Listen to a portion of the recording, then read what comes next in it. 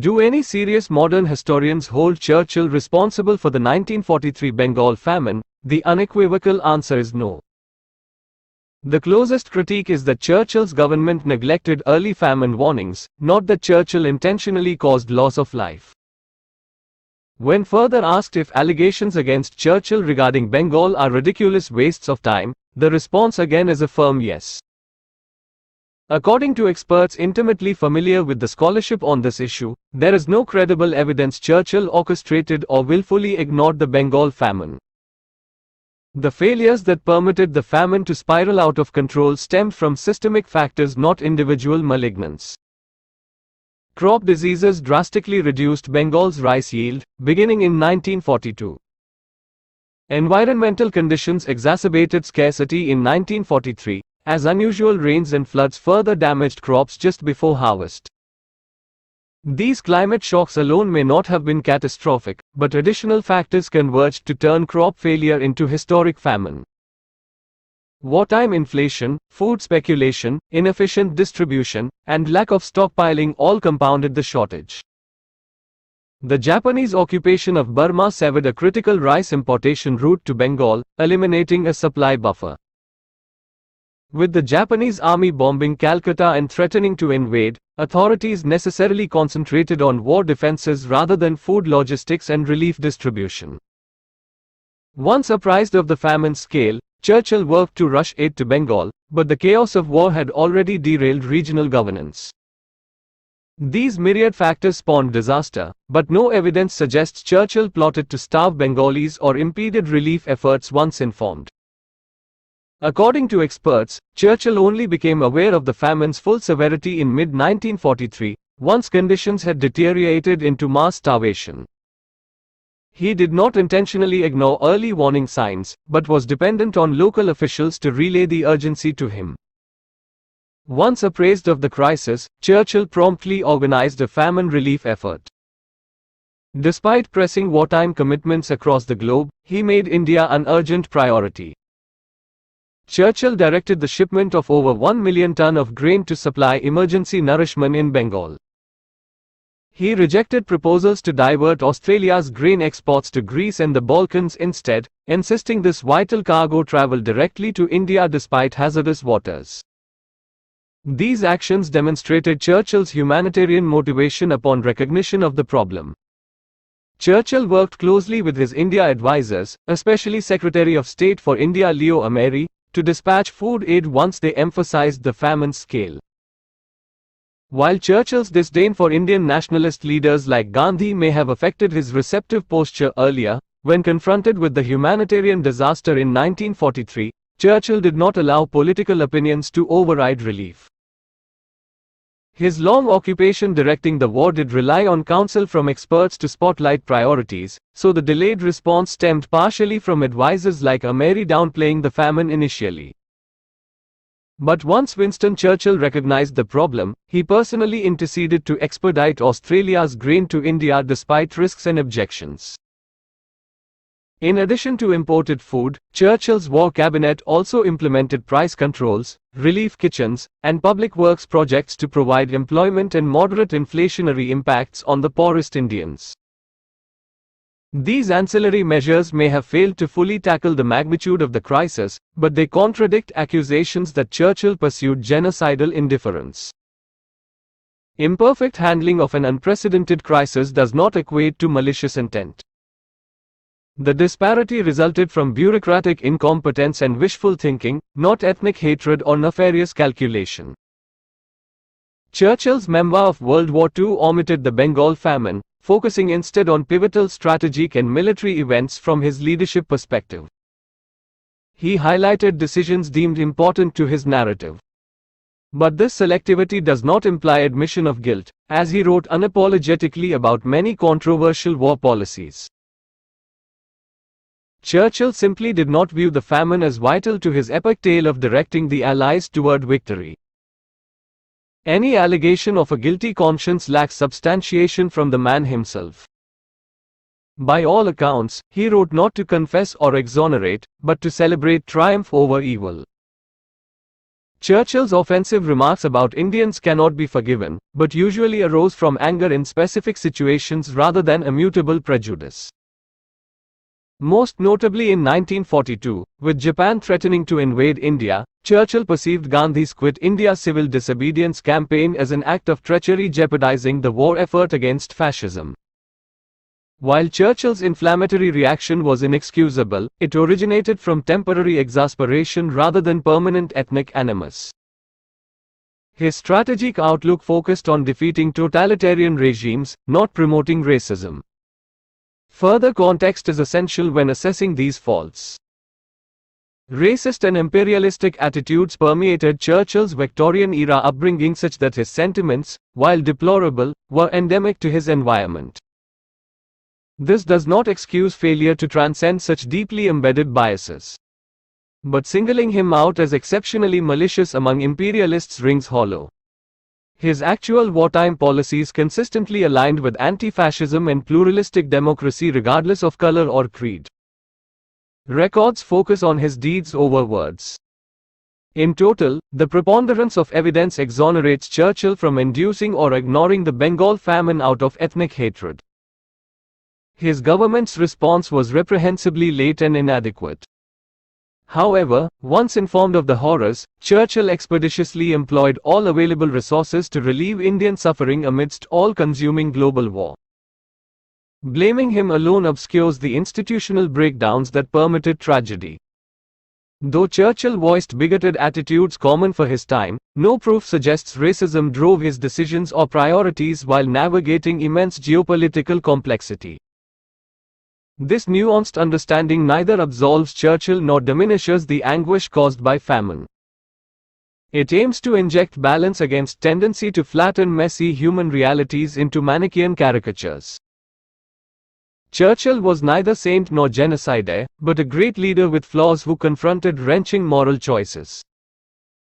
Judged against his seminal role defeating evil empire and enacting urgent relief once aware, the accusation of deliberately inflicting or ignoring colonial famine rings false. In conclusion, the Bengal famine resulted from systemic failures under enormous pressure, not individual wickedness or particular ethnic animus. Churchill's government should have recognized and acted sooner, but bureaucratic inertia and optimistic miscalculation truncated the response. Once aware, Churchill expeditiously employed all possible means to relieve the horror. His policies were tragically deficient, adhering to institutional conventions rather than addressing awful truths. But these sins were of omission, not commission. Nuance is vital when imputing motives across decades and cultures, lest presentism in politics pollute historical analysis. This assessment aims to provide perspective on a contentious tragedy vulnerable to partisan distortion. To fully comprehend the context surrounding the 1943 Bengal famine, we must grasp the sheer magnitude of World War II, which consumed Churchill's strategic thinking and resources.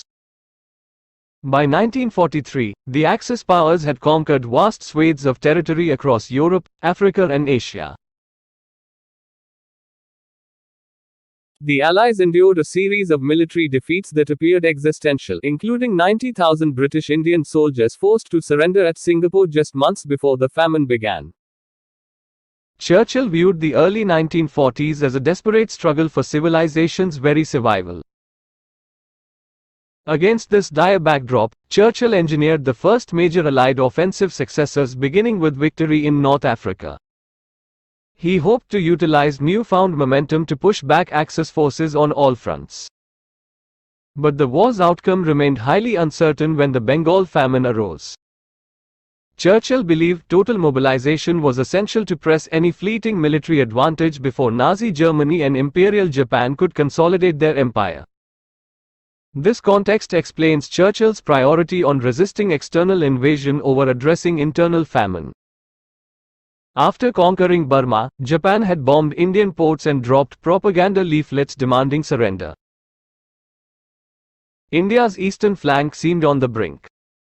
Fearing imminent amphibious assault, Churchill concentrated Indian and British forces in coastal areas to defend major population centers. Troop redeployment to distribute famine aid might have weakened this defensive posture. Additionally, in early 1943 mass starvation had not yet materialized. India's food supply was increasingly unstable, but forecasted winter crop yield promised to stabilize the situation without requiring external intervention. Churchill hoped to maintain focus on the war effort rather than divert resources to Bengal until absolutely necessary. When those hopes proved unfounded, he expedited enormous aid shipments despite naval risks and military opportunity costs. But in early 1943, amidst constant invasion fears, he clung to optimistic assessments that famine could be averted without major distraction from the war. Some critics assume Churchill's disdain toward Indian independence leader Mohandas Gandhi reflected callous indifference toward Indian lives. However, their animosity centered on political autonomy, not human rights. Churchill saw Gandhi's nonviolent protest movement as a divisive impediment to the war effort against fascism, especially the 1942 Quit India campaign, which he compared to treason. It is true their mutual antagonism blinded Churchill to legitimate Indian grievances for a time. But once appraised of the human toll by 1943, Churchill overcame personal opinions to address the humanitarian crisis with aid. Disagreement with Gandhi did not negate Churchill's compassion toward the Indian people and communities he knew firsthand. While Churchill voiced prejudiced and imperialistic views, his actions consistently opposed genocidal regimes.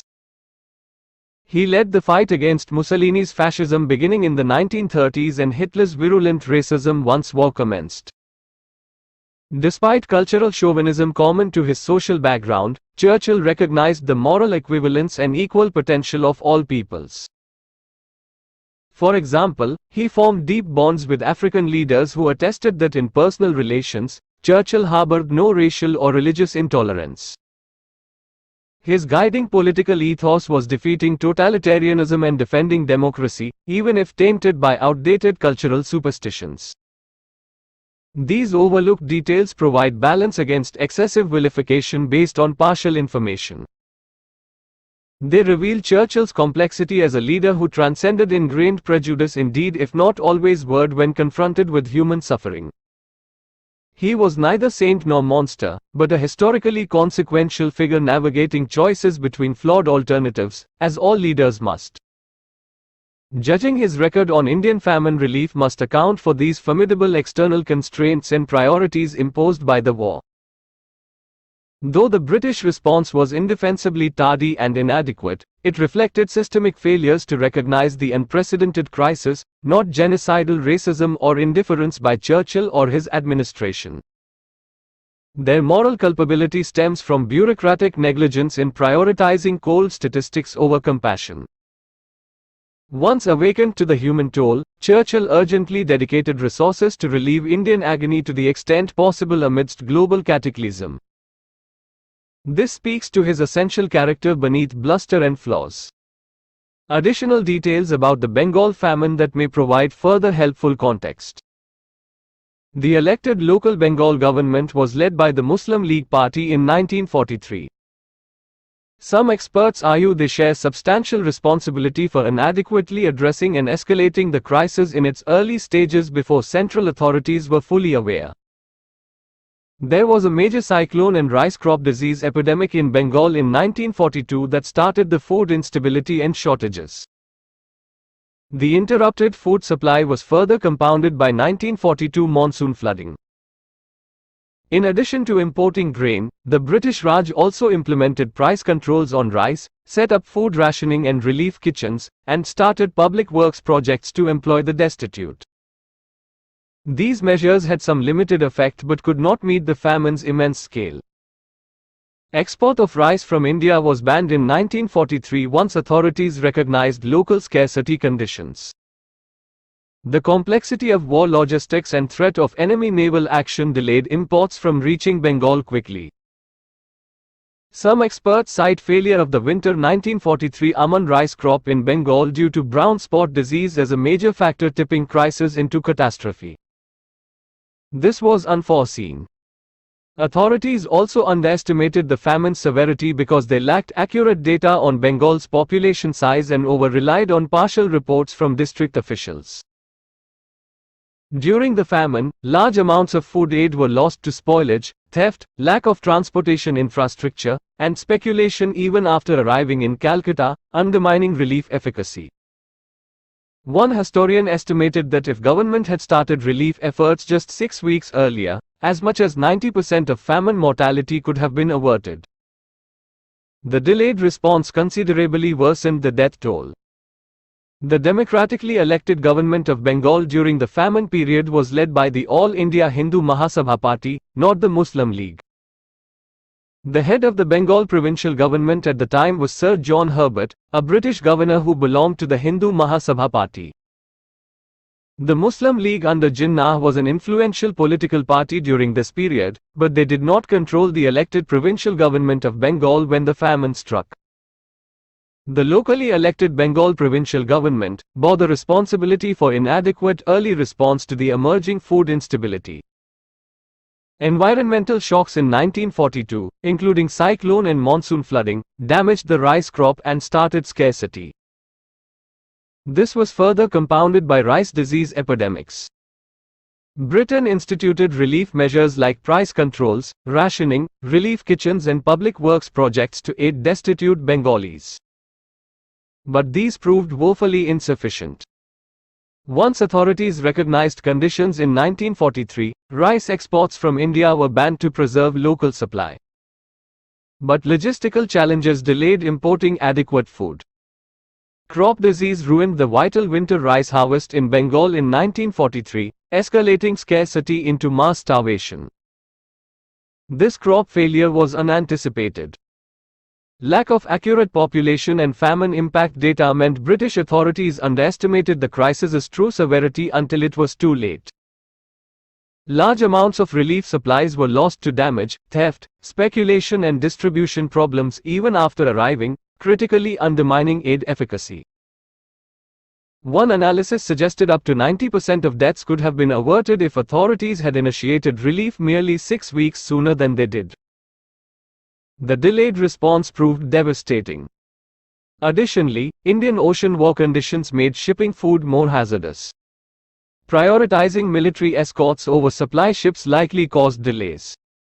Some historians argue the emphasis on rice crops increased Bengal's vulnerability. Diversifying agriculture may have provided more resilience. The Government of India Act of 1935 gave provincial governments more autonomy over local affairs, including agriculture and food production policies. This decentralized power from the central British authorities to the regional levels. Bengal had already enjoyed a degree of provincial autonomy over agriculture since the 1860s, when the British authorities began transferring more control over land revenues and production to local Bengali officials. However, Winston Churchill objected to devolving so much agricultural authority to the Bengal provincial government through the 1935 Act. Churchill felt the elected Indian officials in Bengal were not yet prepared or equipped to efficiently manage food production and distribution on their own. He worried localized control and mismanagement would exacerbate food insecurity. Churchill wanted to maintain more British central oversight and responsibility for agriculture in Bengal, rather than empower provincial leaders fully. This was a source of tensions between Churchill and elected Indian leaders in Bengal, as the British began transferring their established authority over famine prevention and agriculture policies to local figures through the 1935 reforms. The 1943 Bengal famine was precipitated by multiple factors, including crop disease, natural disasters, wartime inflation, and inefficient governance. Winston Churchill did not intentionally engineer the famine or explicitly ignore early warnings. However, his government was slow to respond at the outset when focus was on the war effort. Once informed of the growing emergency in MID 1943, Churchill took major steps to ship food aid to Bengal, overcoming obstacles like naval logistics. The elected Bengal provincial government bore responsibility for early inaction. They downplayed the crisis until it became severe. Colonial authorities overall lacked adequate protocols and preparation for responding to food instability. This systemic unreadiness amplified the tragedy. Churchill's disdain for Indian nationalist leaders may have affected his posture before recognizing the famine's scale. But he did not allow this to override relief efforts once aware. Churchill expressed racist attitudes common in his era, but his policies opposed genocidal regimes, and he worked respectfully with non-white leaders against shared threats. Accusations of intentional famine perpetuation or indifference are not substantiated based on Churchill's urgent relief actions once cognizant of the human toll. Earlier intervention may have reduced suffering and should be critiqued. But the delayed response stemmed from bureaucratic inertia, not individual malice. Churchill merits balanced critique for prioritization amidst overwhelming crises, but allegations he deliberately ignored or worsened the famine appear unfounded.